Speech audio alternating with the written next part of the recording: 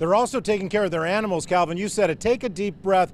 Do what you can now. You'll feel better because you're doing something. There's a huge equestrian community here in South Florida between Horse Country and Kendall, Wellington, Plantation Acres, and right here in Southwest Ranches. There is a lot of livestock. A lot of people have horses, and there's a big debate as to what to do with them.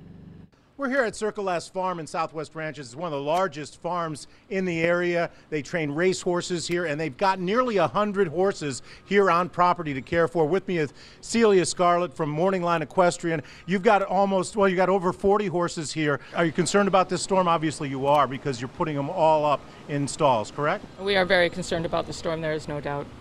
And what are you doing to keep them safe? I see that you're trying to make as much room as possible for as many horses, right? There's 3 horses in this stall. Yes, fortunately I have some horses who will get along with each other, so we can double or triple up in this case. So we are doing what we can to accommodate any phone calls that we possibly get. Now, normally, horses need feed, they need water. What are you doing about that? We have picked up 2 weeks' supply of feed to be prepared, and anybody who is coming with their horses is also asked to bring that. What about water? Usually here in the ranches, you got to pump water. The nice thing about this place is we are on city water. Now, a lot of people say you should just put your horses out in a field, that they're safest there. Yeah, you don't think that's a good idea either, do you, Blue Eyes? There's a lot of projectiles out there. There's fencing, there's barbed wire. This is a CBS barn. It's a concrete barn. You feel safer to have them in the stall, right? Honestly, yes. There are way too many unpredictable moments that are out there.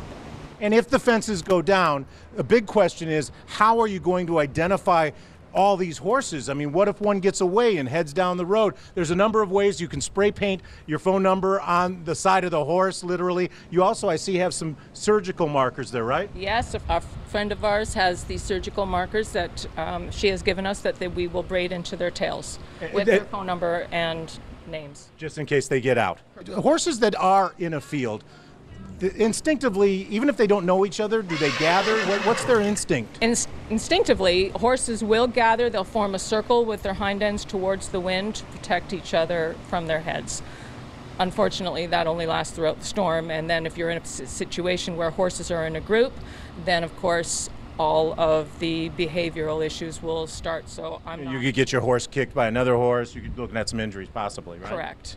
All right, well, anything else that people need to know about taking care of a horse in a storm? I mean, it looks like a lot of work.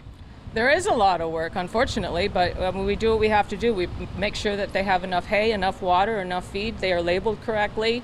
Do not leave halters on horses. They can, whether they're breakaway or not, I've seen horses hang themselves. Make sure they are properly labeled. And put yourself first. Make sure your horse is put away properly or is in the right hands. And then take care of yourself. What do you think of that, Blue Eyes? This horse could be in the Game of Thrones, I'm telling you. Those are some eyes. Huh? He's a beautiful horse, but he's got some eyes. All right, Celia Scarlett, thank you so much.